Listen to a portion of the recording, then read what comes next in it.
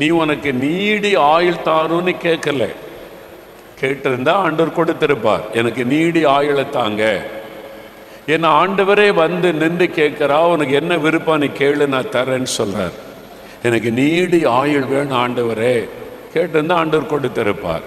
ஐஸ்வர்யம் வேணும், நான் ராஜாவா இருக்கிறேன், ஐஸ்வர்யம் இருந்தால் தான் நான் வந்து எல்லாத்தையும் நான் விரும்பினதெல்லாம் செய்ய முடியும், ஐஸ்வர்யம் வேணும், கேட்டிருந்தா ஆண்டவர் தந்திருப்பார். என்னுடைய சத்துருக்கள் உடைய பிராணன் எனக்கு வேணும், பக்கத்து நாடுகளை எதிராளிகள் இருக்கிறாங்க, அவங்கள நான் ஜெயிக்கணும், அந்த தேசத்தில் நான் சுதந்திரிக்கணும், என் நாட்டினுடைய எல்லை பெருசாகணும், கேட்டிருந்தா ஆண்டவர் தந்திருப்பார். கர்த்தரே சொல்லுகிறார், நீ உனக்கு நீடிய ஆயுளையும் கேட்கல, ஐஸ்வர்யத்தையும் கேட்கல, நீ உன் எதிரிகளுடைய ஜீவனையும் கேட்கல. அப்போ நீ உனக்கு உண்டான சுயநலமான எந்த காரியத்தையும் கேட்கவில்லை. உன்னுடைய ஜெபம் சுயநலமற்றது. அதனால அந்த ஜெபம் எனக்கு ரொம்ப பிரியமா இருக்குது. நல்லா கவனிங்க. இன்னைக்கு ஆண்டவர் உங்க முன்னால தோன்றி, உனக்கு என்ன வேணும் மகனை கேளு, இந்த 2020 உனக்கு என்ன வேணும், இந்த 2020 உனக்கு என்ன வேணும் மகளே கேளு. என்ன கேட்பீங்க? குழந்தை இல்லாதவங்க இந்த வருஷம் எனக்கு குழந்தை தந்துருங்க ஆண்டவரே. வேலை இல்லாதவங்க இந்த வருஷம் எனக்கு வேலை கொடுத்துருங்க, உடனே தாங்க. கடன் பிரச்சனையில் இருக்கிறவங்க இந்த வருஷம் கடன் பிரச்சனை விடுதலை கொடுங்க. வீடு இல்லாதவங்க எனக்கு இந்த வருஷம் வீடு கட்டி கொடுங்க. எங்களுக்கு ஒரு கார் வேணும், இந்த வருஷம் கார் வாங்கி கொடுங்க. எங்கள் எல்லைகளை விஸ்தாரமாக்குங்க. நிறைய காரியம் இருக்குல்ல, நமக்கு நிறைய தேவை இருக்குல்ல. உங்கள் வீட்டில், பிஸ்னஸில், பிள்ளைகள் காரியத்தில், பிள்ளைகள் எனக்கு நிறைய மார்க்கு கொடுங்க ஆண்டவரே. என் பிள்ளைங்க இந்த வருஷம் அரசாங்க தேர்வில் நிறைய மார்க் எடுக்கணும், நீட் தேர்வில் வெற்றி பெறணும், டாக்டர் ஆயிரணும், என்ஜினியர் ஆயிரணும், இந்த யூனிவர்சிட்டியில் இடம் கிடைச்சிடணும். நிறைய விண்ணப்பங்கள், நிறைய ஆசைகள், நம்முடைய விருப்பங்கள் எல்லாம் இருக்குது. எல்லாமே செல்ஃப் சென்டர்ட், எல்லாமே சுயநலம், நம்மை சார்ந்தது.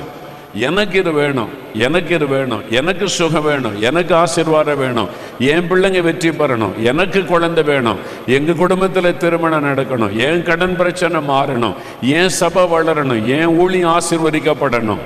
எல்லாமே சுயநலம். நீங்களே யோசித்து பாருங்களேன், நம்முடைய ஜெபத்தில் 90% சுயநலம் தான் இருக்குது. சுயநல ஜெபம். எனக்கு, என் குடும்பத்துக்கு, என்னை சார்ந்து எனக்கு ஆண்டவர் தருகிறார்.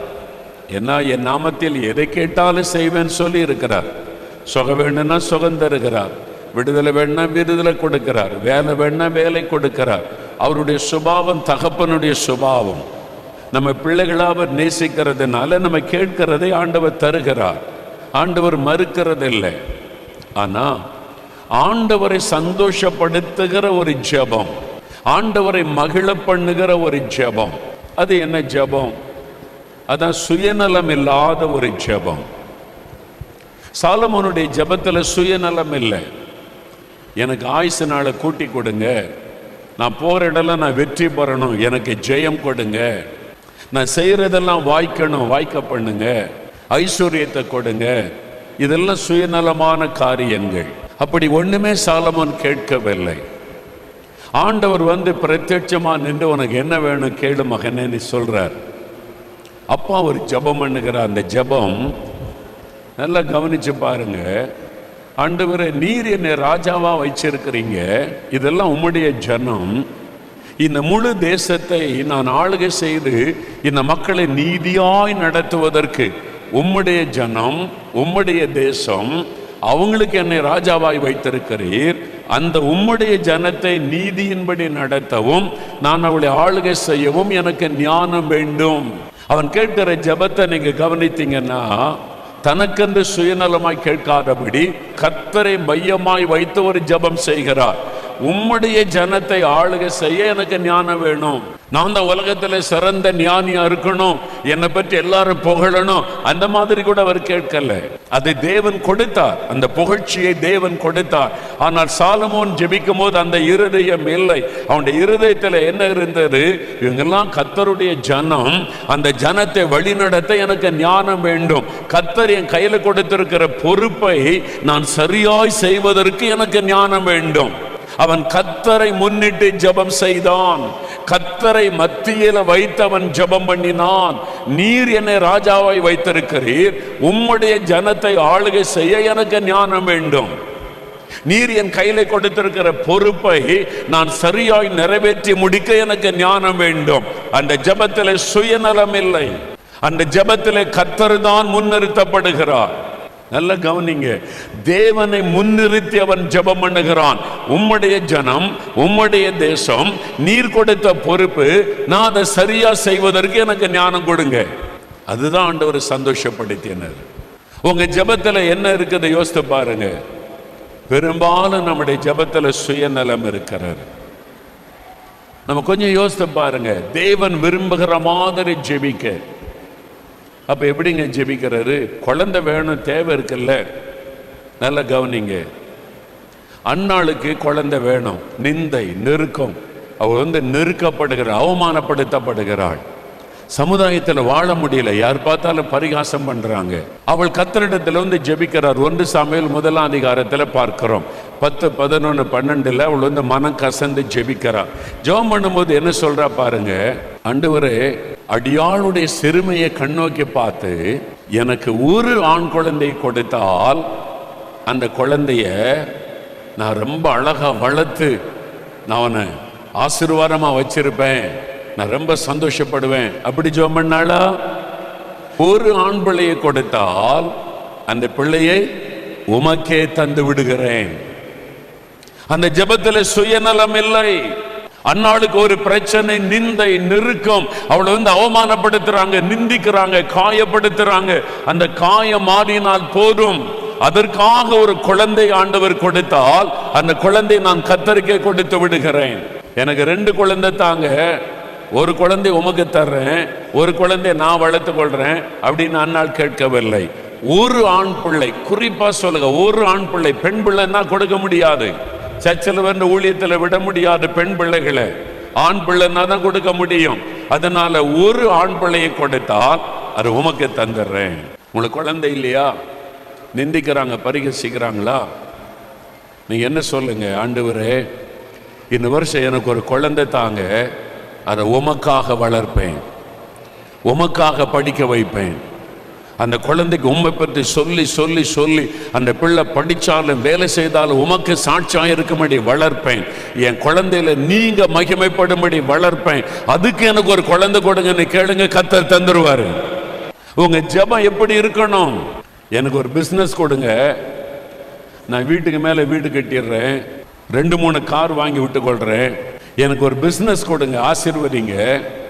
அதிலிருந்த வருமானத்தில் நான் தேவனுடைய ராஜ்யத்தை கட்டுவேன், ஆலயம் இல்லாத கிராமத்தில் ஆலயம் கட்டுவேன், மிஷனரி தாங்குவேன், உம்முடைய ராஜ்யத்தை கட்டுகிற ஊழியத்தில் நான் உதவி செய்வேன், அதுக்காக என்ன ஆசீர்வதிங்கன்னு கேட்டு பாருங்க, உடனே கர்த்தர் தருவார். உங்க ஜெபத்தில் சுயநலம் இல்லாதபடி தேவனுக்கு அடுத்த காரியம் முன்னிறுத்தப்பட வேண்டும், ஆண்டவருடைய காரியம் முன்னிறுத்தப்பட வேண்டும். அந்த நீங்க கேட்டீங்கன்னா 1க்கு 2 ஆண்டவர் தருவார். அதான் அவர் எதிர்பார்க்கிறார். 80களின் ஆரம்பத்தில் கிட்டத்தட்ட 30 வருஷத்துக்கு முன்னால ஒரு நாள் டிசம்பர் மாதம் 31ஆம் தேதி, வருஷத்தின் கடைசி நாள், நான் வழக்கம் அதிகாலை எழும்பி ஜெபிக்கிறபடி அதிகாலையில் தேவ சமூகத்தில் ஜெபம் பண்ணி கொண்டிருந்தேன். அப்போ வருஷத்தின் கடைசி நாள், புது வருஷ ஆராதனை சர்ச்சில் இருக்கும். ராத்திரி 11:30 மணிக்கு ஆரம்பித்து 1:30-2 மணிக்கு தான் முடியும். வழக்கமாக அந்த ஆராதனைக்கு போவது உண்டு. ஏன்னா வருஷத்தை ஆரம்பிக்கும் போது தேவ சமூகத்தில் ஜெபம் பண்ணி புது வருஷத்துக்குள்ளே பிரவேசிக்கணும்னு சொல்லி, அதான் வழக்கம். அந்த வருஷம் நான் டிசம்பர் 31ஆம் தேதி காலையில் ஜெபிக்கும் போது ஆண்டவர் சொன்னார், இன்றைக்கு இரவு நீ ஏன் சமூகத்தில் காத்துரு, தனிமையாக காத்துரு, நான் உன்னை சந்திக்க வருவேன். I am going to meet you. I am going to visit to you. I am going to reveal myself to you. So you have to wait upon my feet tonight. இன்றைக்கு இரவு என் சமூகத்தில் நீ காத்திருக்கணும், நீ தனியாக இருக்கணும், நான் உன்னை சந்திக்க வருவேன் அப்படின்னு ஆண்டவர் சொன்னார். எவ்வளோ சந்தோஷம் இல்லை? வானத்தை பூமி உண்டாக்கின தேவன் வந்து இன்னைக்கு நீ காத்துரு, நான் உன்னை சந்திக்க வர்றேன்னு சொன்னால் எவ்வளோ பெரிய பாக்கியம். எனக்கு பெரிய எக்ஸைட்மெண்ட். அதனால சரி ஆண்டவரேன்னு சொல்லி பகலெல்லாம் எனக்கு ஒரு பெரிய எக்ஸைட்மெண்ட், சந்தோஷம். எப்போ சாயங்காலம் வரும், ராத்திரி வரும்னு எதிர்பார்ப்பு. எங்கள் இடத்துல ஒரு ப்ரேயர் டென்ட், ஜெப கூடாரம் வந்து அமைத்திருந்தோம். பழைய கட்டடங்களில் தேவனுடைய வீட்டுக்கு பின்பகுதியில் ப்ரேயர் டென்ட், தனி ஜெபத்துக்காக ஒரு டென்ட் அமைச்சிருந்தோம். அதில் பர்சனல் ப்ரேயர் பண்ணுவாங்க, chain prayer 24 hours chain prayer நடந்துக்கிட்டே இருக்கும். இந்த மாதிரி ஜெபத்துக்கு ஒரு டென்ட் அமைச்சிருந்தோம். அப்போ வந்து டெம்பரவரியாக ஒரு டென்ட் அமைச்சிருந்தோம். இப்போ அதை கட்டி இருக்கிறோம், ப்ரேயர் டென்ட்டுன்னு அங்கே இருக்கிறது. இப்போவும் ஜெபத்துக்காக அநேகர் பயன்படுத்துகிறாங்க. அங்கே நான் வழக்கமாக போய் ஜெபிக்கிறது உண்டு. அன்றைக்கு மாலையில் அங்கே தான் நான் ஜெபிக்க போனேன். 10 மணிக்கெல்லாம் போயிட்டேன், நான் சீக்கிரமாகவே போயிட்டேன். ஆண்டோடைய பாத்தில் உட்கார்ந்து அந்த வருஷத்தில் ஆண்டவர் நடத்தினதெல்லாம் நினச்சி துதித்து கொண்டே இருந்தேன். வசனத்தை தியானித்தேன். நடுராத்திரி எப்போ வரும், புது வருஷத்தின் அந்த கட்டம் எப்போ வரும், அந்த ஆண்டவர் என்னை சந்திக்க வருவன் சொல்லியிருக்கிறாரே அப்படின்னு ரொம்ப காத்திருந்தேன். நல்ல துதித்து பாடி வசனத்தை தியானித்து தேவ சமூகத்தில் என்னுடைய இருதயத்தை ஆயத்தப்படுத்தி பக்குவப்படுத்தி காத்திருந்தேன். அந்த நேரம் நெருங்க நெருங்க நெருங்க ஒரு பெரிய எதிர்பார்ப்பு. சில சமயம் இருதய வேகமாக துடிக்குது, ஒரு எக்ஸைட்மெண்ட். மனிதன் அல்ல, சர்வ வல்லமுள்ள ஆண்டவர் நான் உன்னை சந்திக்க வருவேன்னு சொல்லியிருக்கிறாரே. இப்போ எனக்கு என்ன ஒரு போராட்டம், என்ன கேட்கறது? இயேசு வந்து நின்று அவர் என்னை சந்திக்கும் போது என்ன கேட்கறது ஆண்டவரிடத்தில்? 9 வரங்களையும் தார ஆண்டவரை நீ கேட்கலாமா? ஊழியத்துக்கு நிறைய இடம் வேண்டியது இருக்கிற ஆண்டவரை, கஷ்டப்படுறோம், இடம் கொடுங்கன்னு கேட்கலாமா? ஊழியத்துக்கு நாங்கள் வந்து இன்னும் வாகனம்லாம் இல்லை, பஸ்ஸில் தான் போய் கஷ்டப்படுறோம், எங்களுக்கு ஊழியத்துக்கு ஒரு வாகனம் கொடுங்கன்னு கேட்கலாமா? ஊழியத்துக்கு என்ன ஆசீர்வாதம் கேட்கலாம், எனக்கு என்ன ஆசீர்வாதம் கேட்கலாம்? அவர்கிட்ட என்ன கேட்டாலும் தருவார்ல, அவர் வருவேன்னு சொல்லியிருக்கிறார். எனக்குள்ள ஒரு பெரிய எக்ஸைட்மெண்ட், என்ன கேட்கலாம் ஆண்டவரிடத்தில், என்ன கேட்கலாம்? பல குழப்பம். அப்படியே யோசித்து பார்க்குறேன், ரொம்ப குழப்பமாகவே இருக்குது. கடைசியில் நான் ஒரு தீர்மானம் பண்ணினேன். என்ன தீர்மானம் பண்ணேன்னா, நான் விரும்புகிறதை கேட்க மாட்டேன். Lord, I am not going to ask what I have desire in my heart. நான் என்ன விரும்புகிறேன்னு அதை கேட்க மாட்டேன்.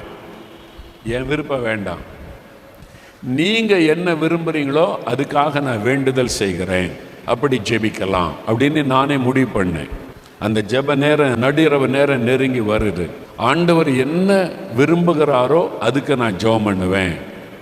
ஆண்டவர்கிட்ட அதை குறித்து நான் பேசுவேன். அவர் தான் அதை எனக்கு தெரியப்படுத்தணும் அப்படின்னு டிசைட் பண்ணிட்டேன். நான் முழங்கால நின்று அப்படியே ஆண்டவரை துதிச்சுக்கிட்டே இருக்கேன். என் தலை குனிந்து இருக்கிறது, அப்படியே ஸ்தோத்திரம் பண்ணிக்கிட்டே இருக்கிறேன். அந்த நடு இரவு நேரம் வருகிறது. திடீர்னு ஒரு அபிஷேகம், ஒரு அனாயிண்டிங், பரிசுத்த ஆவியானவர் வந்து அப்படியே நிரப்புகிறார். என் உள்ளும் புறமும் ஆவியானவர், அப்படியே முழுமை ஆவியானவர் என்னை மூடிக்கொள்கிறார். அப்படியே பரிசுத்த ஆவியில நிரம்பி அந்நிய பாஷைகளை பேசி அப்படியே துதித்து கொண்டு இருக்கிறேன். அப்படியே தேவ பிரசன்னம் அந்த இடத்தை ஆட்கொண்டு இருக்கிறாரு. அப்படியே நான் துதித்து கொண்டே இருக்கும்போது என் ஆவிக்குரிய கண் திறக்கப்படுகிறார். நான் திறக்கும் போது பார்க்குறேன், என் பக்கத்தில் சில அடிகள் தூரத்தில் இயேசு நிற்கிறார். அவருடைய பாதத்தை தான் நான் முதலாவது பார்த்தேன். அவருடைய பாதம் அப்படியே அது ஜொலிக்கிறது. அந்த பாதம் தங்கத்தை போல் அப்படியே ஜொலிக்கிறது. அதில் ஆணி கடாவப்பட்ட அந்த காயம் இருக்கிறாரு. நான் அதை பார்க்கிறேன். இயேசு அந்த காயத்தோடு வந்து நிற்கிறார். அந்த தழும்புகள், ஆணி கடாவப்பட்ட தழும்புகள் இருக்கிறாரு. அந்த 2 பாதத்தை தான் முதல்ல பார்த்தேன். எனக்கு அப்படியே அழுகையாக வருது. பெரிய சந்தோஷம். இயேசு என் பக்கத்தில் வந்து நிற்கிறாரே. முதல்ல பாதத்தை பார்த்து, அப்புறம் அவருடைய நீண்ட அங்கி, ரொம்ப அழகான ஒரு அங்கி அவர் அணிந்திருக்கிறார். நான் அப்படியே மேலே அவர் பார்க்கும்போது அவருடைய முகம் பிரகாசிக்கிறது. அவருடைய முடி அப்படியே கடல் அலை போல் அழகா அப்படியே அவருடைய கழுத்து வரைக்கும் அந்த முடி காணப்படுகிறது. அவருடைய கண்கள் புறா கண்கள், ரொம்ப அழகான அந்த அவருடைய கண்ணை நீங்கள் பார்த்தீங்கன்னா சரண்டர் ஆயிரும் யாராக இருந்தாலும். இயேசுடைய கண்ணை பார்த்தா அவருடைய கண்கள் புறா கண்கள்.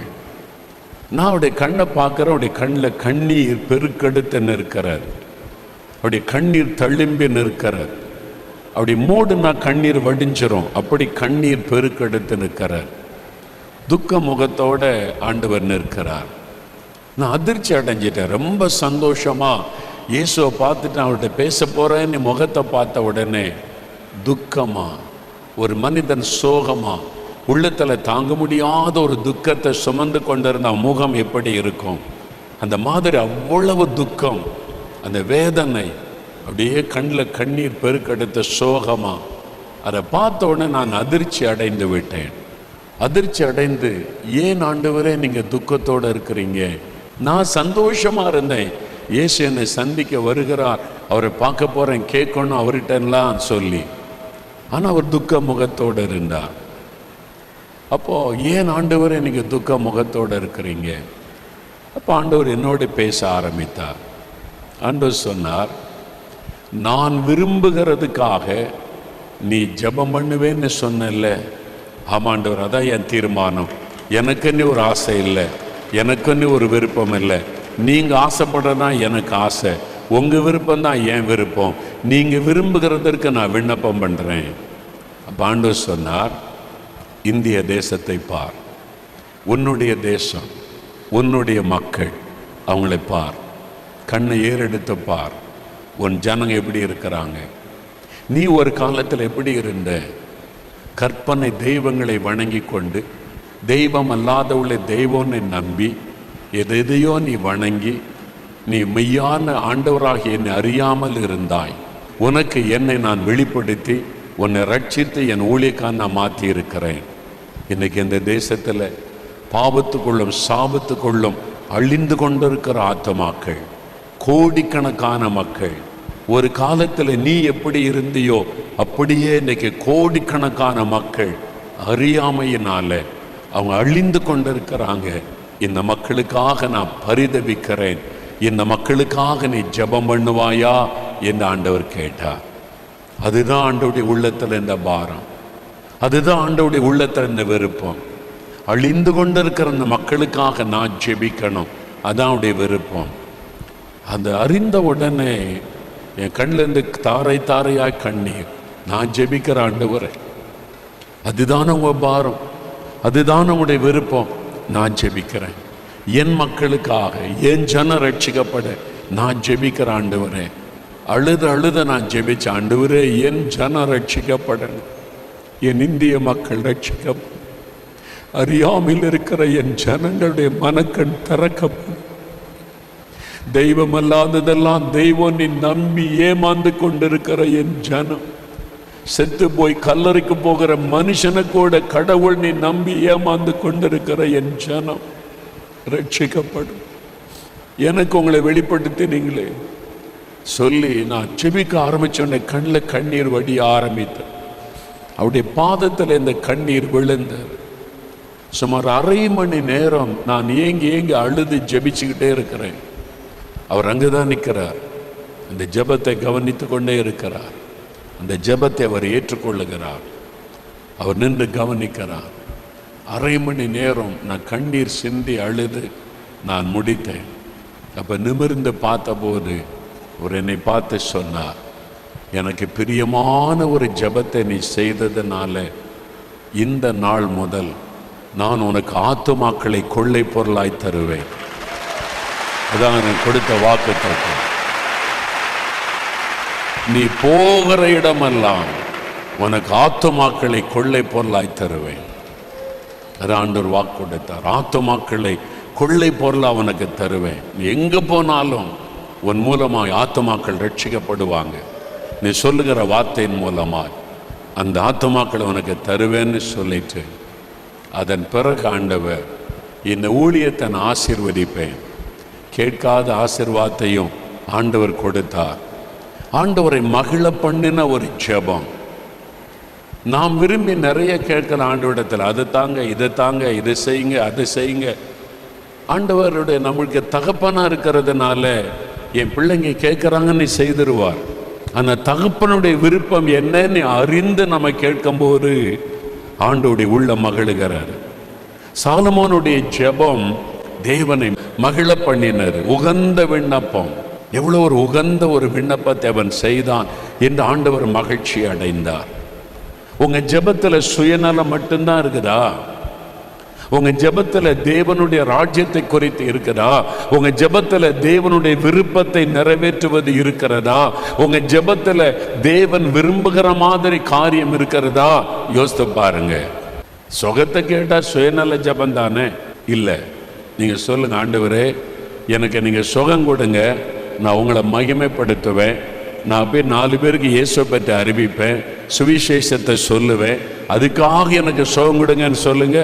நீ தேவனுடைய ராஜ்யத்தை கட்டுகிற பணிக்காக சுகம் கேட்கிறாய், நான் உனக்கு சுகம் தருவேன் சொல்லுவார்.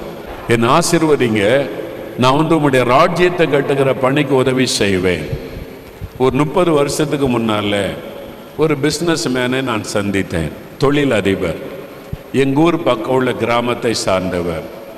அவரை சந்தித்த போது என்கிட்ட பேசிக்கிட்டு இருக்கும்போது சொன்னார், பிரதர் உங்களை ரொம்ப நாளாக பார்க்கணுன்னு நான் விரும்பினேன், இப்போ தான் சந்திக்க முடிந்தது. நான் இந்த ஊர் தான், இங்கே எங்கள் ஊர் பக்கத்தில் உள்ள ஊரில் உள்ளவங்க தான். உங்களுடைய அனுபவங்களை பேசிக்கொண்டே இருக்கும்போது சொன்னார், அவர் சொன்னார், எங்கள் அப்பா 500 ரூபா கொடுத்து 30 வருஷத்துக்கு முன்னால் 500 ரூபா கொடுத்து, மகனே இதுதான் என்கிட்ட இருக்குது, இதை வச்சு நீ பிஸ்னஸ் பண்ணி பழச்சிக்கன்னு சொன்னாராம். 500 ரூபா வச்சு என்ன பிஸ்னஸ் பண்ண முடியும்? அவர் சொன்னார், ஒரு தளவாட ஜாமான் கூட வாங்க முடியாது, ஒரு கடைக்கு வாடகை கூட கொடுக்க முடியாது, வெறும் 500 ரூபா வச்சு என்ன பிஸ்னஸ் பண்ண முடியும்? ஒரு வழியும் கிடையாது. ஆனால் அவர் சொன்னார், எங்கள் அப்பா அவ்வளோதான் கொடுக்க முடியும், என்கிட்ட இருக்கிறது இவ்வளோதான், இதை வச்சு நீ பிழைச்சிக்கன்னு சொல்லிட்டார். இவர் என்ன பண்ணாரா, அந்த 500 ரூபாயை கொண்டு ஆண்டவர்கிட்ட போனாராம்.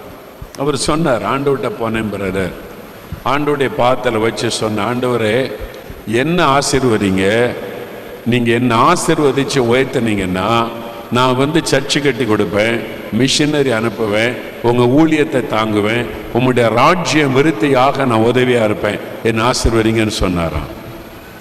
அவ்வளோதான். அந்த ஜெபம் பாருங்க, சுயநலமில்லாத ஜெபம், தேவனுடைய ராஜ்யத்துக்கு அடுத்த ஒரு ஜெபம்.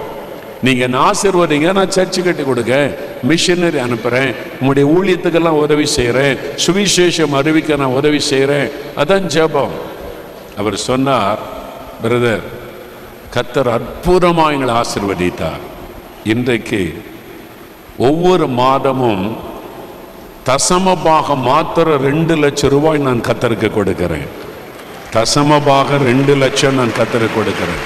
அப்படி எங்களை கர்த்தர் ஆசீர்வதித்திருக்கிறார்.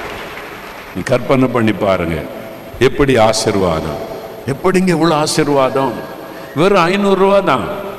இன்றைக்கு கோடீஸ்வரன், எல்லா இடத்துலையும் பிஸ்னஸ் செய்கிறதெல்லாம் செழிப்பு, ஆசீர்வாதம் எப்படி வந்துச்சு? அவர் தேவனுடைய ராஜ்யத்தை முன்வைத்து ஜெபம் பண்ணினார், சுவிசேஷ ஊழியத்தை முன்வைத்து ஜெபம் பண்ணினார். என் ஆசீர்வதிங்க, நான் நிறைய வீட்டுக்கு மேல வீடு கட்டி பெருமையா வாழணும் அப்படி கேட்கல, உம்முடைய ராஜ்யத்துக்கு நான் உதவியா இருப்பேன், ஆலயம் கட்டி கொடுப்பேன், மிஷினரி தாங்குவேன், சுவிசேஷ ஊழியத்தை தாங்குவேன், என் ஆசீர்வதிங்க. அதனால ஆண்டவர் ஒரு குறை வைக்கல, நல்ல வீடு வசதி, காரு வசதியா வச்சிருக்கிறாரு. தசம பாகமே 2 லட்சம் ரூபாய் மாதம் கொடுக்கும்படி கர்த்தர் பிசினஸை உயர்த்தி விட்டார். அது போக மிஷினரி ஊழியங்கள் பல இடங்களுக்கு பல லட்சங்கள் உதவி செய்து கொண்டு வருகிறேன், மகிழ்ச்சியோடு அவர் சொன்னார். இன்னைக்கு நீங்க ஆண்டோட என்ன கேட்க போறீங்க?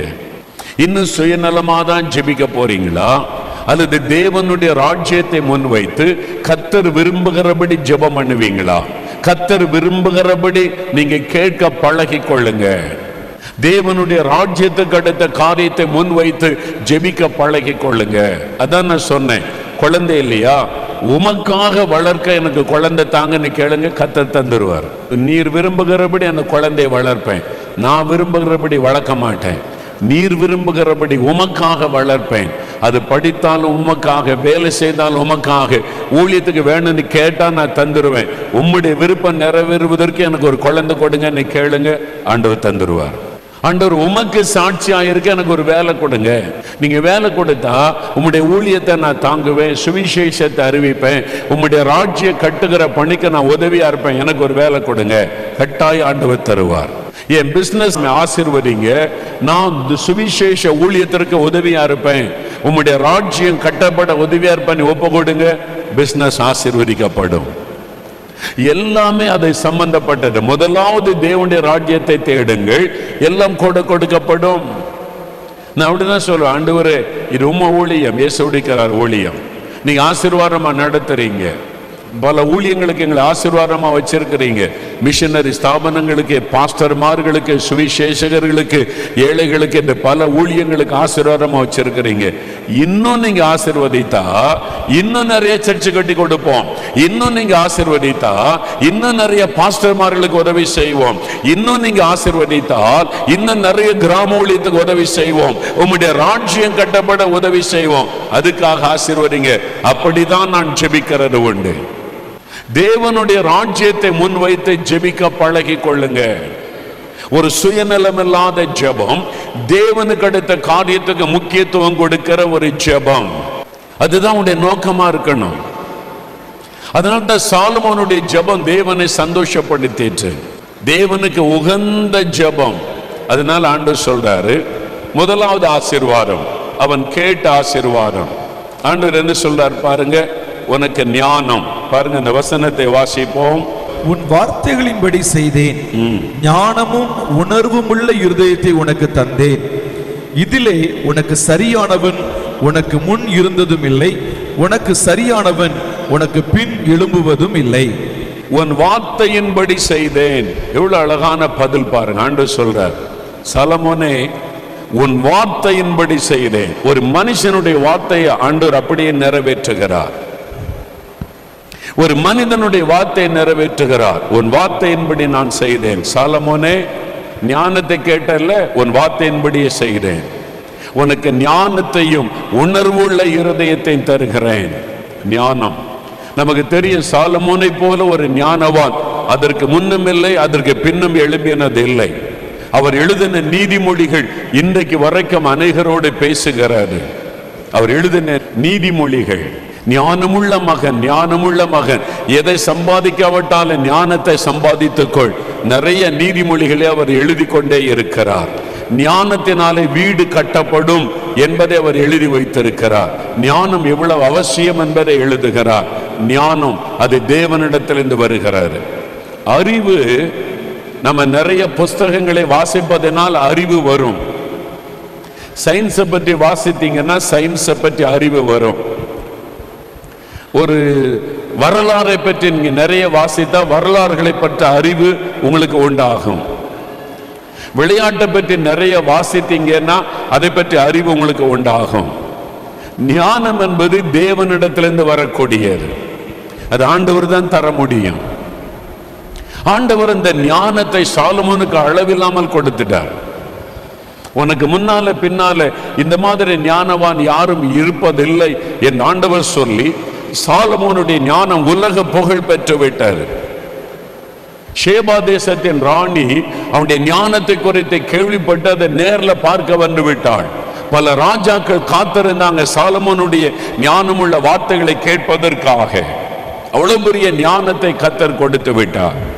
அவன் கேட்டபடி, நீ என்ன கேட்டியோ உன் வார்த்தையின்படி செய்தேன். அப்ப நீங்க முதல்ல ஞானம் நமக்கு ரொம்ப அவசியம்.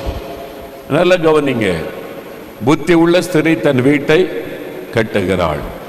ஞானத்தினால குடும்பம் கட்டப்படும். ஒரு குடும்பம் கட்டப்படுவதற்கு ஞானம் ரொம்ப அவசியம். முக்கியமா பெண்களுக்கு அவசியம். என்ன, குடும்பத்தை கட்டுகிற பெரிய பொறுப்பு பெண்களுடையது. ஒரு கணவன், குழந்தைகள் எல்லாரையும் நீங்க டீல் பண்ணணும். அவங்களெல்லாம் சமாளிச்சு குடும்பத்தை கட்டி கொண்டு வரணும். இந்த பக்கம் மாமியாரை சமாளிக்கணும், நாத்தனார் இருந்தா அவங்கள சமாளிக்கணும். இதெல்லாம் சமாளிச்சு ஒரு குடும்பத்தை கட்டி எழுப்புவது சாதாரண ஒரு காரியம் அல்ல. அதற்கு ஞானம் வேணும்.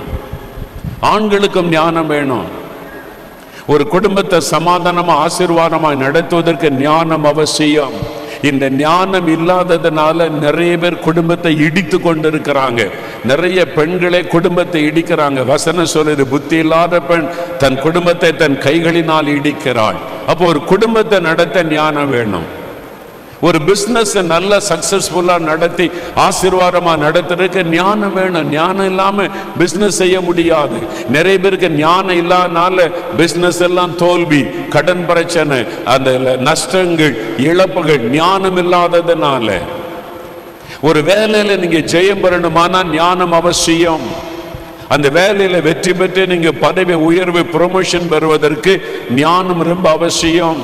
அப்ப எந்த காரியத்திற்கும் எந்த மனிதனுக்கும் ஞானம் அவசியம். பிள்ளைகளுக்கு ஞானம் வேணும், வாலிபர்களுக்கு படிப்பிற்கேற்ற ஞானம் வேணும், படிச்சு முடிச்சவங்களுக்கு வேலை செய்வதற்குரிய ஞானம் வேண்டும், பிசினஸ் செய்வதற்கு ஞானம் வேண்டும், குடும்பத்தை கட்டி எழுப்ப ஞானம் வேணும், ஒரு ஊழியத்தை நடத்துறதுக்கு ஞானம் வேணும். இல்லைன்னா இவ்வளவு பெரிய ஊழியத்தை செய்ய முடியாது. நான் ஆண்டவர்கிட்ட போய் கேட்பேன், எனக்கு ஞானம் இல்லை ஆண்டவரே, இவ்வளவு பெரிய ஊழியத்தை பொறுப்பை என் கையில தந்திருக்கிறீங்க, எனக்கு ஞானம் கொடுங்க, எப்படி பேசணும், என்ன செய்யணும், எப்படி செயல்படணும், என்னென்ன காரியத்தை தீர்மானம் பண்ணி எனக்கு ஞானம் இல்லை, எனக்கு ஞானம் கொடுங்க. கர்த்தருடைய ஞானம் எனக்கு அவசியம். அப்ப எந்த காரியத்திற்கு ஞானம் அவசியம். அப்ப முதலாவது ஆண்டவரிடத்துல ஞானத்தை நீங்க கேட்கணும். யாக்கோபு 1:5-6 உங்களில் ஒருவர் ஞானத்தில் குறைவுள்ளவனாயிருந்தால் ஒருவரையும் கடிந்து கொள்ளாதவரும் யாவருக்கு சம்பூர்ணமாய் கொடுக்கிற தேவனிடத்தில் கேட்க கடவன். அவரிடத்தில் கேட்டால் ஞானத்தை சம்பூர்ணமா தருவாராம், பூரணமாய் தருவார். சாலமோன் கேட்டான், அவனுக்கு சம்பூர்ணமான ஞானத்தை கொடுத்தார். யாருக்குமே இல்லாத ஞானத்தை சாலமோனுக்கு ஆண்டவர் கொடுத்தார். பாருங்க, சாலமோன் இளம் வயது உள்ளவன், அரண்மனையில் அரியாசனத்தில் உட்கார்ந்து இருக்கிறான். அந்த அதிகாரத்தில் பின்னால வாஸ்து பார்த்தீங்கன்னா 2 பெண்கள் வர்றாங்க, ஒரு குழந்தை தூக்கி கொண்டு வர்றாங்க.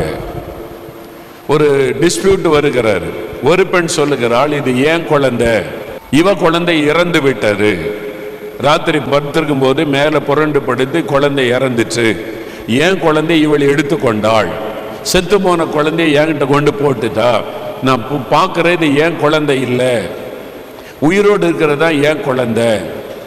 அவள் சொல்லுகிறாள், இல்லை இது ஏன் குழந்தை, இறந்து போனது அவளுடைய குழந்தை அப்படின்னு அவள் வாதாடுகிறாள். அரண்மனையில் எல்லாரும் அமைச்சர்கள், அங்கே பெரிய பெரிய ஆட்கள், அந்த போர் சேவகர்கள், கேப்டன் ஆஃப் த ஆர்மி எல்லாம் இருக்கிறாங்க, எல்லாம் பார்க்குறாங்க. சாலமோன் இளம் வயதுள்ளவர். ஒரு முதல் கேஸ் வருது, எப்படி டீல் பண்ண போறார் ராஜா பார்க்கலான்னு. எப்படி கண்டுபிடிக்கிற, இந்த காலம்னா DNA டெஸ்ட் பண்ணிடலாம், ஒன்று டாக்டர்கிட்ட அனுப்புப்பா, டெஸ்ட் பண்ணுங்க, பிளட் எடுத்து டெஸ்ட் பண்ண கண்டுபிடிச்சிடலாம் அப்படின்னு சொல்லுவாங்க. அந்த காலத்தில் அதெல்லாம் கிடையாது. இப்போ பெரிய சோதனை, எப்படி இந்த பிரச்சனைக்கு தீர்வு சொல்ல போகிறார் ராஜா என்று எல்லாரும் கவனிச்சு பார்க்குறாங்க. சாலமோன் அமைதியா உட்கார்ந்து கவனிக்கிறார். அங்கதான் தேவனுடைய ஞானம் வெளிப்படுகிறாரு, கர்த்தருடைய ஞானம் வெளிப்படுகிறது. பாருங்க, ஆண்டவருடைய ஞானம். சாலமோன் அப்படியே பார்க்கிறார். 2 பேரும் என் குழந்தை என் குழந்தைன்னு சொல்றாங்க. இது யார் குழந்தைன்னு எப்படி கண்டுபிடிச்சு சொல்றது செய்யறது? அவர் சொன்னார், ஒரு போர் சேவரை பார்த்து ஒரு வாள் எடுத்துட்டு வான்னார். ஒரு வாள் எடுத்துட்டு வா, கத்தி எடுத்துட்டு வா. எடுத்துட்டு வந்து இந்த குழந்தைய 2ஆ பிளந்து ஆளுக்கு பாதியை கொடுத்துரு, என் குழந்தைன்னு சொல்றாங்கல்ல, ஆளுக்கு பாதியை கொடுத்துரு அப்படின்னு தீர்ப்பு கோரிட்டார். எல்லாருக்கும் எப்படி இருந்திருக்கும்? அதிர்ச்சி அடைஞ்சிருப்பாங்க. மந்திரிமார்கள், இராணுவ தலைவர்கள், என்ன ராஜா இப்படி சொல்லிட்டாரு, குழந்தைய வெட்டி கொடுக்க சொல்றாரு, ஐயோன்னு சொல்லி பட்டயத்தை கொண்டு வந்துட்டான் ஒரு ஆளு. ராஜாக்கு கீழ்ப்படிந்து குழந்தை படுக்க வை, 2ஆ வெட்டிடலான்னு பட்டயத்தை ஓங்கின உடனே ஒரு தாய் ஓடி வந்து மறிச்சிட்டான். இல்லை, குழந்தை கொல்ல வேண்டாம், அவளே வச்சுக்கிட்டோம், குழந்தை கொல்ல வேண்டாம், அவகிட்டே கொடுத்துருங்க. அடுத்தவன் சொல்றா, இல்லை இல்லை குழந்தை வெட்டிருங்க, பாதி எனக்கு கொடுத்தா போதும். சாலமோன் அறிந்து கொண்டார், குழந்தை வெட்டி பாதியா கொடுங்கன்னு கேட்கிறவள் உண்மையான தாய் அல்ல. இன்னொருத்திக்கிட்ட இருந்தாலும் பரவாயில்ல, என் குழந்தை உயிரோடு இருந்தா போதுன்னு நினைக்கிறவள் தான் சரியான தாய். எல்லாம் ஆச்சரியப்பட்டு போனாங்க, சாலமோனுக்கு எப்படிங்க இந்த ஞானம் வந்தது? அதுதான் தேவ ஞானம். அல்லேலூயா சொல்லுங்க. அதான் கர்த்தருடைய ஞானம். அல்லேலூயா. கர்த்தர் ஞானம் கொடுக்கிறார். நம்ம வீட்டில் வர பிரச்சனை, உங்க குடும்பத்தில் வர பிரச்சனை, வேலையில் வர பிரச்சனை, பிசினஸ்ல வர பிரச்சனை, என்ன செய்யறதுன்னு குழம்பி போறீங்க. ஞானம் ஆண்டவரிடத்துல கேட்கணும். ஆண்டவரே ஞானம் தாங்க, ரொம்ப முக்கியம். சில வருஷத்துக்கு முன்னாலே எங்க ஊழியத்தில் ஒரு பிரச்சனை. எங்க ஊழியத்தில் வேலை செய்யற 2 பேர் வந்தாங்க. 2 பேர் சண்டை போட்டுக்கிட்டு வந்தாங்க. என்ன இவர் என்னை பற்றி இப்படி பேசுறாரு, எனக்கு விசாரிச்சு சொல்லுங்க. அவரு சொல்ல, இல்லைன்னா இவரு தான் தப்பு, இவரு தான் இப்படி பேசினார். 2 பேரும் இயேசுடைய ஊழியத்தில் இருக்கிற சகோதரர்கள், ஊழியக்காரர்கள். 2 பேரும் சண்டை போட்டு என்கிட்ட கம்ப்ளைண்ட் வருது. நான் விசாரிக்கிறேன், என்ன பிரச்சனை. அவர் இவரை சொல்றாரு, இவர் அவரை சொல்றாரு. இப்போ நீங்க பண்ணதான் தப்புன்னு ஒருத்தரை சொன்னா அடுத்த ஆளுக்கு என்ன உண்டாயிரும்? வருத்தம் வந்துடும். என்ன அண்ணா அவருக்கு சப்போர்ட் பண்ணிட்டாரு, என்ன அப்போ நேசிக்கலையா அப்படின்னு. நான் என்ன தீர்ப்பு சொன்னாலும் 2 பேரை பாதிக்கும். என்ன அது ஊழியம். ஒரு அன்பா ஜெபம் பண்ணி ஒரு மனமா ஊழியம் செய்யணும். 2 பேரும் பாதிக்காம எப்படி தீர்ப்பு சொல்றது? சின்ன பிரச்சனை, ஒருத்தருக்கு மன்னிச்சுட்டு போகலாம். அந்த இறுதியில் சூடா நிற்கிறாங்க. இப்போ அதை சமாதானமா கொண்டு போன என்ன தீர்ப்பு சொல்றது? நான் மனசுக்குள்ள ஜெபிக்கிறேன், ஆண்டவரே என்னப்பா இவங்களுக்கு 2 பேரும் சகோதரர்கள் ஒரு ஊழியத்தில் இருக்காங்க, நான் எதை சொன்னாலும் யாராவது ஒருத்தர் பாதிக்கப்படுவாங்க, அது பிரச்சனையாகுமே ஊழியத்தில். அப்படி மனசுல ஜெபிக்கிறேன், என்ன ஆண்டவரை பண்றதுன்னு. 2 பேரும் நிற்கிறாங்க. எங்கள் ஊழியத்தில் ஒரு தீர்மானம் என்னன்னா, நீ ஊழியத்துக்குள்ளே வர்றதுக்குள்ள குறைஞ்சது 1 மணி நேரமாவது ஜெபம் பண்ணிட்டு தான் கேம்பஸுக்குள்ளே வரணும். எல்லாருக்குமே சொல்லியிருக்கிறோம். இயேசுடைய ஊழியத்தில் இருக்கிறவங்க காலையில் எழும்பி குறைந்தது 1 மணி நேரம் ஜெபிச்ச பிறகுதான் நீ ஊழியத்துக்கு கேம்பஸுக்குள்ளே வரணும். ஜெபிக்காரங்க வரக்கூடாது. அதுவும் ஒருத்தருக்காக ஒருவர் ஜெபிக்கணும். ஊழியத்தில் இத்தனை பேர் இருக்கிறோம், ஒருவருக்காக ஒருவர் ஜெபிக்கணும். ஜெபிச்சுட்டு தான் வரணுன்றது ஊழியத்தில் சொல்லப்பட்ட ஆலோசனை. டக்குன்னு ஆவியானவர் ஞாபகப்படுத்தினார். நான் கேட்டேன், இன்றைக்கு நீங்கள் இவருக்காக ஜெபம் பண்ணீங்களான்னு கேட்டேன். அவர் சொன்னார், ஜெபம் பண்ணலன்னு. இவர்கிட்ட கேட்டேன், நீங்கள் இன்றைக்கு இவருக்காக ஜெபிச்சிங்களா? ஜெபம் பண்ணலை. 2 பேரும் போய் 1/2 மணி நேரம் முழங்கால் போட்டு, நீங்கள் 1/2 மணி நேரம் இவருக்காக ஜெபம் பண்ணுங்க, நீங்கள் 1/2 மணி நேரம் இவருக்காக ஜெபிச்சுட்டு திரும்பி வாங்க, நான் தீர்ப்பு சொல்கிறேன்னு சொன்னேன். 2 பேரும் அன்னைக்கு போனவங்க இன்னைக்கு வரைக்கும் வரல. டக்குன்னு அந்த நேரத்தில் அந்த ஆலோசனை கொடுக்கிறவர் யாரு? கர்த்தர். அல்லேலூயா. அவருடைய ஞானம் இல்லாட்ட அந்த ஊழியத்தை செய்ய முடியாது. அவருடைய ஞானம் இல்லாட்ட நடத்த முடியாது. 300 பேர் இயேசுடைய ஊழியத்தில் இருக்கிறாருன்னா 300 டைப்பா இருப்பாங்க. உங்க வீட்டில் 2 குழந்தை இருந்தாலே 2 ஒரே மாதிரி இருக்குதா? 2 டைப்பா இருக்கும். 2 பேர்ல ஒன்னா இருக்குதா, 5 பேர்ல ஒன்னா இருக்குதான்னு பழமொழி சொல்லுவீங்க. இது ஒரு பக்கம் இழுக்கும், அது ஒரு பக்கம் இழுக்கும். பெண் பிள்ளைகளா இருந்தா அது ஒரு சுபாவத்தில் இருக்கும், பையனா இருந்தா அது ஒரு சுபாவம். ஆனாலும் உங்க வீட்டில் ஒன்னா வச்சு வளர்க்குறீங்கல்ல, அதே மாதிரி தான் 300 பேர் இயேசுடைய ஊழியத்தில் இருந்தா 300 டைப்பா தான் இருக்கும். அவங்களெல்லாம் சமாளிச்சு ஊழிய செய்ய வச்சு கொண்டு போறது சாதாரண ஒரு வேலை இல்லை. அதுக்கு அவர் கொடுக்கிற ஞானம் இல்லாட்ட முடியாது.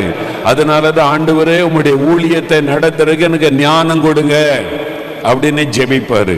ஒரு ஊழியத்துக்கு மாத்திரம் இல்ல, குடும்பத்தை நடத்த ஞானம் வேணும், பிசினஸ் பண்ண ஞானம் வேணும், படிப்பதற்கு ஞானம் வேணும், உங்க பிள்ளைகளை டீல் பண்ண ஞானம் வேணும். சிலர் பிள்ளைகளை எரிஞ்சு விழுவாங்க, இதுகளை எப்படி சமாளிக்கணும்னு தெரியலன்னு போய் முழங்கால் போடுங்க, ஜெபம் பண்ணுங்க. என் பிள்ளைகளை நான் எப்படி ஆண்டவரை ஹேண்டில் பண்றது எனக்கு தெரியல, எனக்கு சொல்லி கொடுங்க, ஞானம் கொடுங்க. என் பிள்ளைங்கிட்ட எப்படி பேசணும், எப்படி நடக்கணும், எப்படி உமக்காக வளர்க்கணும், எனக்கு ஞானம் கொடுங்க. இப்ப இருக்கிற பிள்ளைகளுக்கு அறிவு அதிகம், எனக்கு பதில் சொல்ல தெரியல, எனக்கு ஞானம் கொடுங்க. நீங்க கேட்டா கர்த்தர் அந்த ஞானத்தை உங்களுக்கு தருவார். என் பிள்ளைகளை உமக்காக நான் வளர்க்கணும், அதுக்கு எனக்கு ஞானம் கொடுங்கன்னு கேளுங்க. இந்த அவசியமான காரியத்துக்கெல்லாம் நம்ம ஜெபிக்கிறது இல்லை. அதுதான் நம்முடைய பிரச்சனை. நீங்க இதை கேளுங்க, எனக்கு ஞானம் கொடுங்க ஆண்டவரே, நான் அந்த ஊழியத்தை செய்ய ஞானம் கொடுங்க, சபையை நடத்த எனக்கு ஞானம் கொடுங்க. எதை சம்பாதிக்காவிட்டாலும் ஞானத்தை சம்பாதித்துக்கொள். அப்போ உங்களுடைய லைஃப்ல இந்த தெய்வீக ஞானத்தை ஆண்டவரிடத்துல கேட்கணும். உமக்காக நான் வாழணும், உமக்கு பிரியமா வாழணும், நீர் விரும்புகிறபடி எல்லாத்தையும் நான் செய்யணும், அதுக்கு எனக்கு ஞானம் வேணும்னு கேளுங்களேன், ஆண்டவர் சந்தோஷப்படுவார். இப்ப ஆண்டவர் கொடுத்த முதல் ஆசீர்வாதம் ஞானம். ரெண்டாவது என்ன சொல்றார் பாருங்க, அடுத்த வசனம் வாசிப்போம். இதுவும் அன்றி நீ கேளாத ஐஸ்வர்யத்தையும் மகிமையையும் உனக்கு தந்தேன். உன் நாட்களில் இருக்கிற ராஜாக்களில் ஒருவனும் உனக்கு சரியானவன் இருப்பதில்லை. நீ கேட்ட ஞானத்தை உனக்கு தருகிறேன், நீ கேட்காத ஐஸ்வர்யத்தையும் மகிமையும் உனக்கு தருகிறேன். ஆண்டவர் சொல்ல ரெட்டிப்பான நன்மை. நீ கேட்டது ஒண்ணு மகனே, உனக்கு ரெண்டு தரேன். உனக்கு ஐஸ்வர்யத்தையும் மகிமை. ஐஸ்வர்யம் வந்துட்டாலே மகிமை வந்துடும். பணம் வந்துட்டாலே எல்லாரும் மதிக்க ஆரம்பிச்சிருவாங்க. செல்வம் வந்துட்டாலே மற்றவங்க மரியாதை கொடுக்க ஆரம்பிச்சிருவாங்க. சொந்தம் இல்லாதவங்க சொந்தம்னு தேடி வந்துடுவாங்க. நம்ம தூரத்தை சொந்தம் தெரியுமா அப்படின்னு வருவாங்க. நீங்க பணம் இல்லைன்னு வைங்களேன், சொந்தக்காரங்க கூட வேலைக்கு போயிடுவாங்க. அப்படியா நீ சொந்தக்காரனா நீ அப்படிம்பாங்க. ஆனா பணம் வந்து நல்ல பிஸ்னஸ் செல்வம் கார்ல வர்றீங்கன்னு வைங்க, ஒன்றும் இல்லாத கூட வந்து நீ நம்ம சொந்தக்காரன்பா, ஞாபகம் இருக்குதா உனக்கு? எப்படி சொந்தம்? தூரத்து சொந்தம். தூரத்து சொந்தம்னா சித்தப்பா பெரியப்பா அண்ணன் தம்பி எங்கேயோ சுற்றி நமக்கே புரியாத ஒரு சொந்தத்தை சொல்லுவான். ஏன்னா பணம் இருக்குல்ல, வசதி இருக்குல்லன்னு சொல்லி. அப்ப சாலமோனுக்கு தேவன் ஐஸ்வர்யத்தை மகிமை கொடுக்கிறார். அல்லேலூயா. 2 மடங்கு ஆசீர்வாதம். அல்லேலூயா சொல்லுங்க. உங்களுக்கு ஆண்டவர் தரப்போகிறார். இந்த வருஷம் வாக்கு கொடுத்திருக்கிறார்.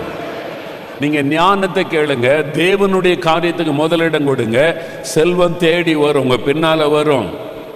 செல்வத்தை கொடுப்பார், மகிமையை கொடுப்பார், புகழ்ச்சியை கொடுப்பார். அவனுக்கு என்னப்பா, அவன் பிஸ்னஸ் ஓஹோன்னு ஆயிட்டு. ஒண்ணுமில்லாம இருந்த சைக்கிள்ல பிஸ்னஸ் பண்ணான். இன்னைக்கு பாருங்க ஆடி கார்ல போறான். எப்படிங்க? அது அவன் ஆண்டவர் அவன் ஆசீர்வதிச்சிருக்கிறாரு. அவன் ஏசுன்னு போய் இந்தியான்னு ஜெபம் பண்ணான். திறப்பின் வாசல்ல போய் உபவாசம் பண்ணி இந்தியாவுக்காக ஜெபிச்சான். கர்த்தர் எனக்கு ஆடிக்கார கொடுத்து ஆசீர்வதிச்சிருக்கிறாரு. நீங்க கர்த்தர் உங்களை கனப்படுத்துவார். அல்லேலூயா. கர்த்தர் உங்களுக்கு நீங்க கேட்காத ஐஸ்வர்யத்தை தருவார், புகழ்ச்சியை தருவார், மேன்மையை தருவார், மகிமையை தருவார். அல்லேலூயா சொல்லுங்க. நான் ஆண்டவர்கிட்ட கேட்டது ஆத்மா. எனக்கு ஆத்மா தாங்க, ஆத்மா தாங்க. ஆரம்ப காலத்துல இருந்து ஆண்டவர்கிட்ட கேட்டது ஆத்மா ரட்சிக்கப்படணும்.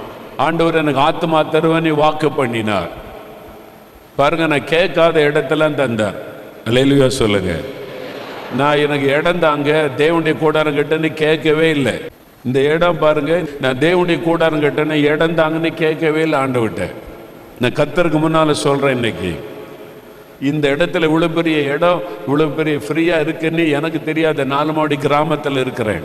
ஆண்டவர் சொன்னாரு, ஜனங்க ஜெபிக்கிறதுக்கு இடம் போதல். அங்கே பந்தலுக்குள்ள மக்கள் கஷ்டப்படுறாங்க, ஸ்டேஜ் தெரிய மாட்டேங்குது, ஜெபிக்க வர்ற மக்கள் கஷ்டப்படுறாங்க.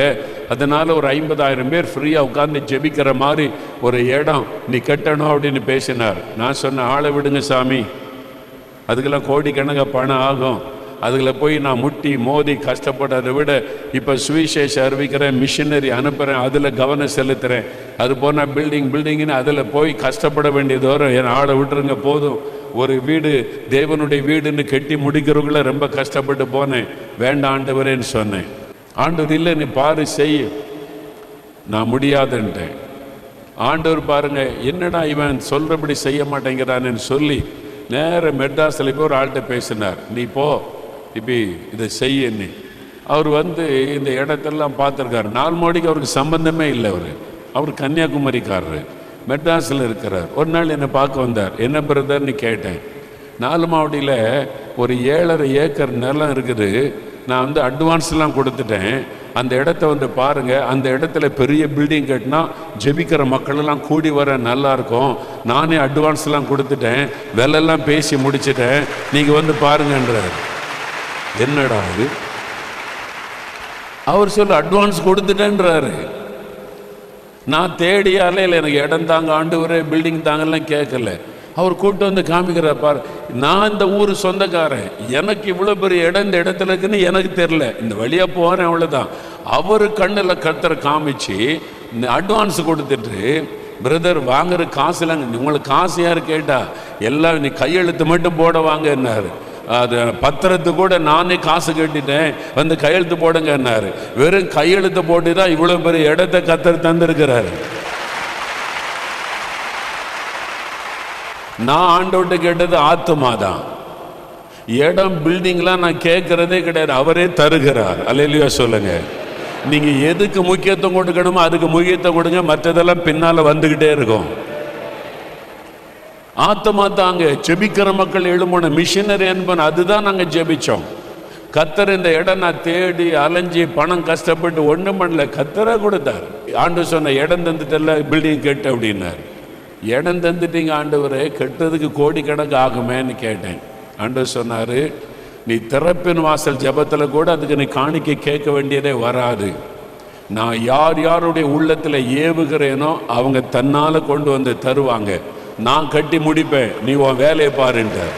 நீ போய் சுவிசேஷ அறிவி, நீ ஜெபிக்கிற மக்களை எழுப்பு, உன் ஊழிய ஒன்றை தடைப்பட நீ அறப்பாரு, இதை நான் கட்டி கொடுக்குறேன்னார். இன்னைக்கு வரைக்கும் இத்தனை கோடி செலவு பண்ணியிருக்குது. ஒரு நாள் கூட நான் பணத்துக்காக முழங்கால் போட்டு ஆண்டவர்கிட்ட இந்த தேவனுடைய கூடாரத்துக்காக பணத்துக்காக ஜெபித்ததும் இல்லை, உபவாசம் பண்ணினதும் இல்லை, அழுததும் இல்லை.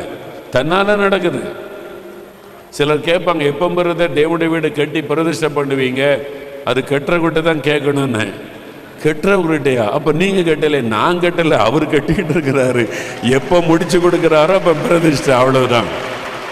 என்னைக்காவது திறப்பின் வாசல் ஜெபத்தில் தேவனுடைய கூடாரத்தை காணிக்கை எடுத்திருக்கிறோமா? எடுத்ததே கிடையாது. யார் உங்களுடைய உள்ளத்தில் பேசுகிறாரோ நீங்களா கொடுத்து ரசீது வாங்கிட்டு போறீங்க, அவ்வளோதான்.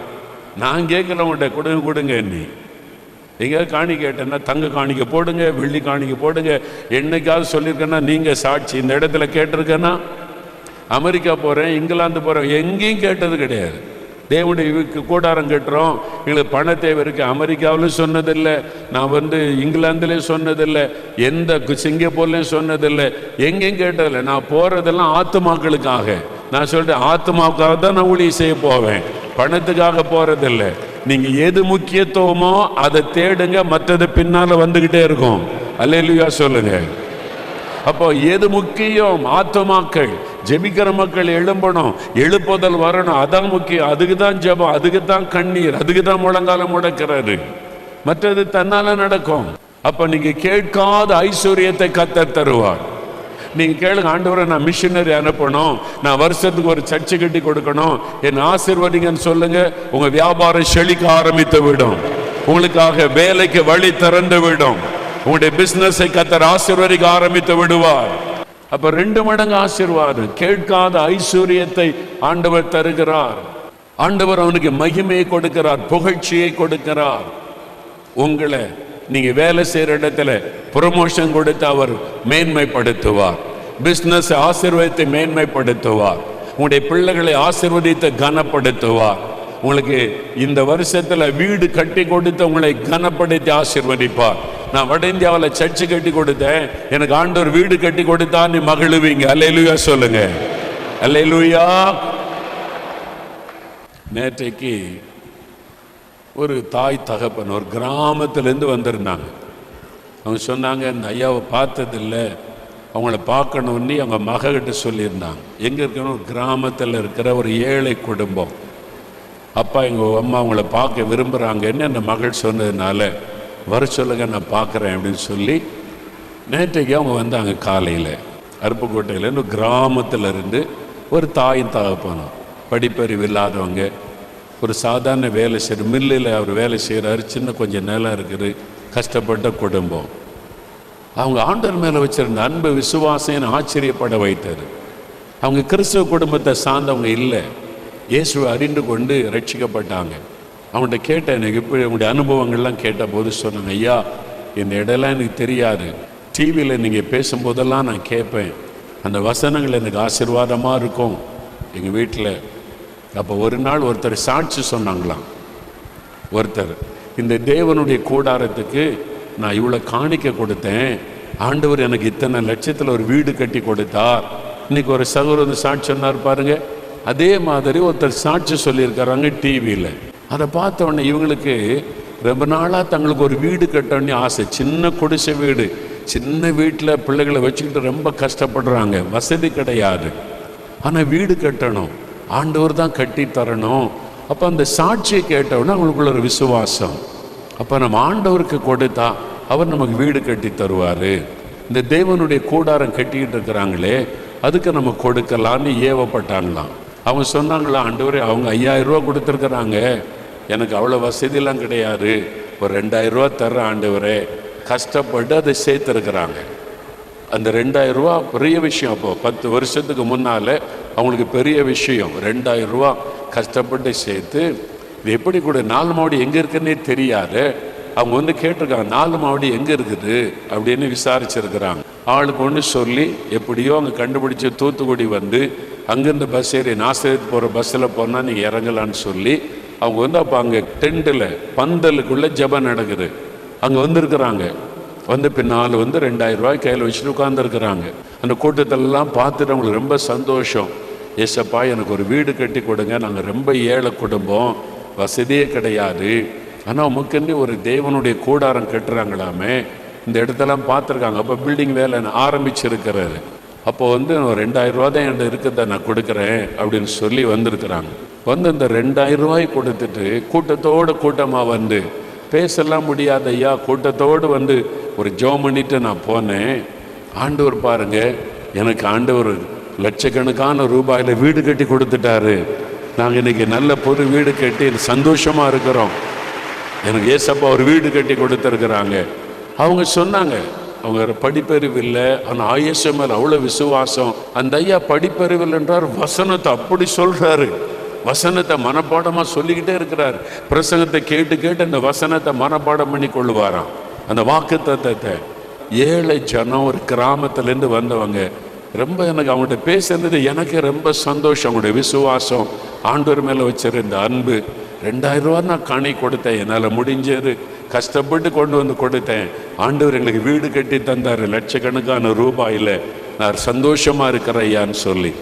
ஏசு எவ்வளோ உண்மை உள்ளவர் பாருங்க. அவங்க தேவனுக்கு அடுத்த காரியத்தில் கவனம் செலுத்தும் போது உங்கள் காரியத்தில் கர்த்தர் கவனம் செலுத்துவார். தேவனுடைய காரியத்துக்கு எனக்கு முதலிடம் கொடுக்கும் போது உங்களை சுகமாக்க, உங்களை ஆசீர்வதிக்க, உங்கள் தேவைகளை சந்திக்க 2 மடங்கு ஆசீர்வதிக்க அவர் கவனமாக இருப்பார். அல்லேலூயா சொல்லுங்க.